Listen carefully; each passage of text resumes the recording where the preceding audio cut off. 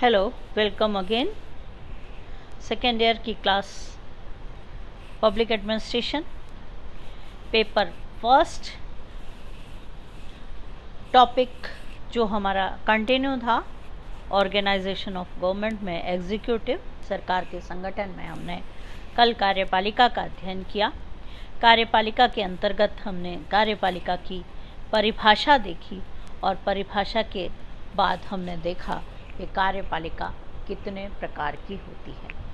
कार्यपालिका के प्रकारों का अध्ययन करने के पश्चात हमारे ये समझ में आ गया कि कार्यपालिका के कार्य विभिन्न शासन प्रणालियों में भी भिन्न भिन्न होते हैं, क्योंकि जिस तरह के हमने प्रकार का अध्ययन किया कि एक तानाशाही व्यवस्था है, वहाँ कार्य अलग तरीके के होंगे, नाम मात्र की कार्यपालिका के अलग, वास्तविक कार्यपालिका के कार्य अलग। इस तरह कार्यपालिका के रूप पर निर्भर करता है कि कार्यपालिका का प्रकार किस तरीके से है।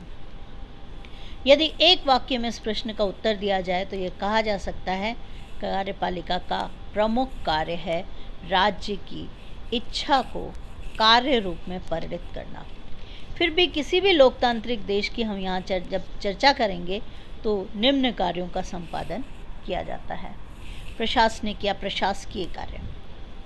प्रत्येक कार्यपालिका अपने देश में शांति और व्यवस्था बनाए रखने तथा कानूनों को क्रियान्वित करने के लिए बहुत सारे प्रशासनिक कार्य एडमिनिस्ट्रेटिव वर्क कंप्लीट करती है।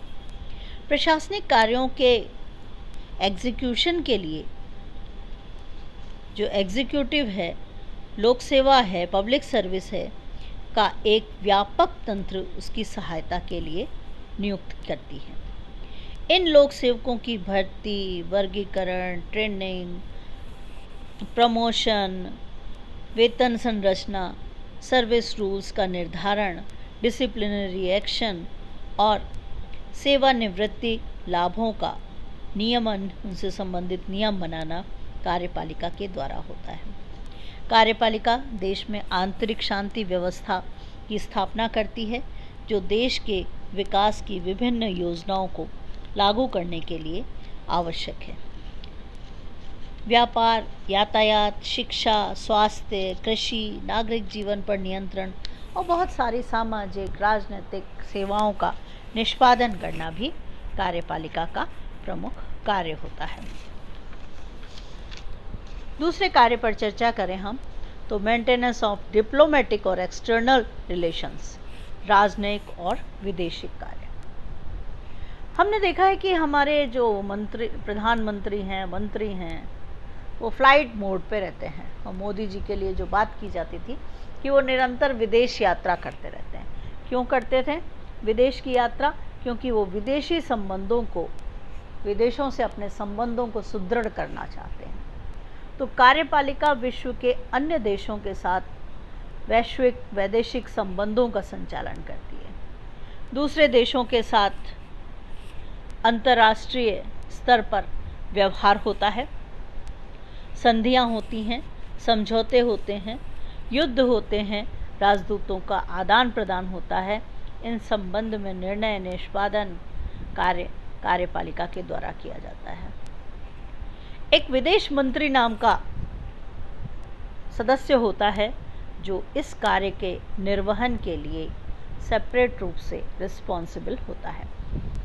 वैदेशिक संबंधों के संचालन का यह क्षेत्र बहुत ही जटिल और संवेदनशील भी होता है, क्योंकि इसमें विशेषज्ञता, गोपनीयता, कूटनीतिक चातुर्य, ये सारी चीज़ों की आवश्यकता होती है।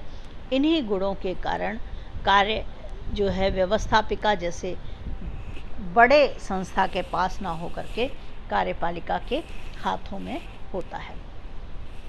बात करते हैं तीसरे कार्य, सैनिक संबंधी कार्यों पर चर्चा करते हैं हम।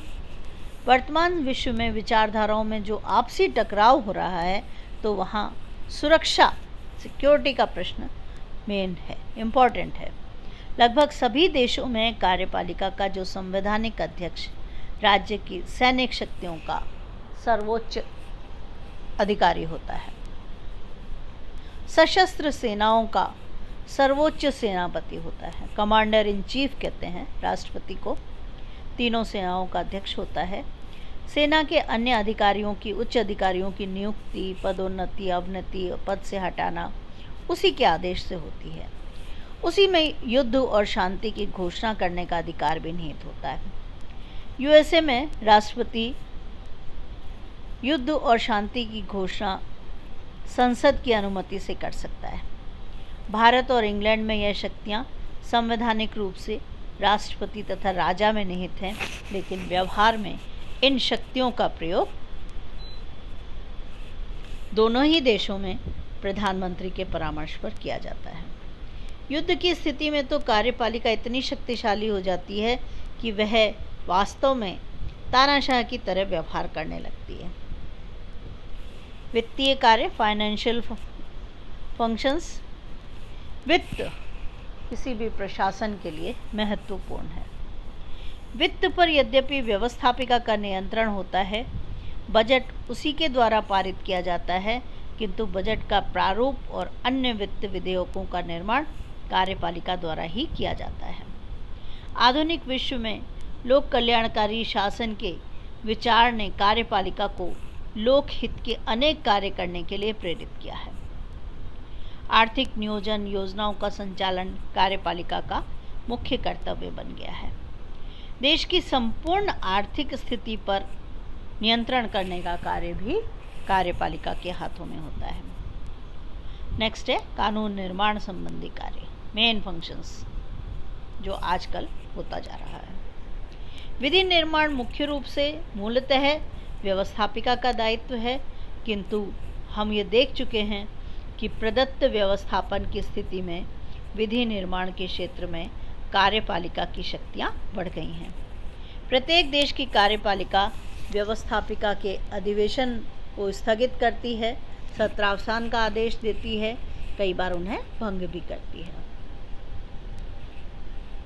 भारत और इंग्लैंड जैसे संसदीय शासन व्यवस्था वाले देशों में कार्यपालिका कानून निर्माण के लिए विधेयक तैयार करती है और उन्हें विधानमंडल में विचार के लिए प्रस्तुत करती है। अध्यक्षात्मक शासन व्यवस्था में जहाँ की शक्तियों के पृथक्करण के कारण कार्यपालिका व्यवस्थापिका का कार्य प्रत्यक्ष रूप से नहीं करती, वहाँ भी कार्यपालिका व्यवस्थापिका के अधिवेशन के प्रारंभ में या अधिवेशन के समय देश की परिस्थितियों के बारे में आवश्यक सूचना और संदेश भेज सकती है। न्याय संबंधी कार्य, जुडिशियल, लगभग सभी देशों में राज्य के अध्यक्ष को यह अधिकार होता है कि वह अपराधियों के मृत्युदंड को क्षमा कर दे, कम कर दे या स्थगित करता है। किसी देश में विशाल स्तर पर विद्रोह हो जाए तो राष्ट्राध्यक्ष को आम माफ़ी देने का अधिकार भी होता है। भारत और अमेरिका जैसे देशों में कार्यपालिका न्यायाधीशों को नियुक्त करती है। इन न्यायाधीशों के विरुद्ध यदि महाभियोग का प्रस्ताव व्यवस्थापिका द्वारा पारित कर दिया जाए तो कार्यपालिका ही उन्हें पदमुक्त करने का आदेश देती है। आधुनिक युग में जिन देशों में प्रशासकीय न्यायाधिकरण बना दिए गए हैं, उनमें कार्यपालिका अर्ध न्यायिक कार्य भी कर रही है। प्रशासकीय न्यायाधिकरण ये क्या है? Administrative tribunals. चूँकि न्यायपालिका के पास निरंतर कार्य बढ़ता जा रहा है, ऐसी स्थिति में प्रशासनिक निर्णय लेने का प्रशासनिक न्यायाधिकरणों के माध्यम से ये कार्य किया जा रहा है। राजनीतिक कार्य, किसी भी देश की कार्यपालिका राजनीतिक दृष्टि से उस देश की राजनीतिक व्यवस्था का नेतृत्व भी करती है। नेतृत्व के इस कार्य के अंतर्गत कार्यपालिका विचार विमर्श करने के बाद निर्णय लेकर उन्हें कार्यान्वित करने और इन निर्णयों के प्रति जन समर्थन प्राप्त करने का भी प्रयास करती है। कार्यपालिका किसी भी राजनीतिक व्यवस्था में नई मांग व आकांक्षाएं पैदा कर उनके लिए समाधान प्रस्तुत करने में भी समर्थ होती है। तो ये हमने देखे कि किसी भी देश की जो कार्यपालिका है उस देश की राजनीतिक व्यवस्था की एकता, शांति, सुव्यवस्था में के सूत्र में बांधने का प्रयास करती है। वह समाज को या राष्ट्र को विखंडित करने वाली शक्तियों को कुचल देती है। देश के शासन और प्रशासन का पर निरंतर निरीक्षण नियंत्रण करने का कार्य होता है।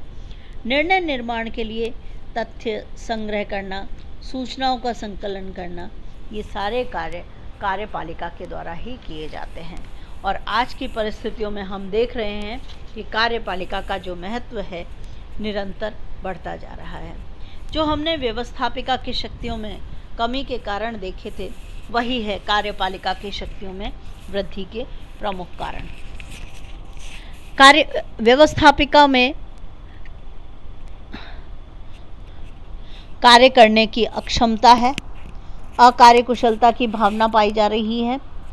जो मेन लोग हैं, जो मुख्य लोग हैं, वो व्यवस्थापिका के कार्यपालिका में आते जा रहे हैं। राष्ट्रीय संकट के समय कार्यपालिका महत्वपूर्ण हो जाती है। ये बहुत सारे कारण हैं जिसके कारण कार्यपालिका वर्तमान में निरंतर शक्तिशाली होती जा रही है और व्यवस्थापिका की शक्तियों में निरंतर कमी होती जा रही है। ये आज हमने अध्ययन किया कार्यपालिका के बारे में। न्यायपालिका का अध्ययन करने से पूर्व मैं PDF शेयर करूंगी आप लोगों के साथ में कार्यपालिका और व्यवस्थापिका के बीच संबंध, जिससे कि उस टॉपिक पर भी हम चर्चा कर सकें। सभी को बहुत बहुत धन्यवाद।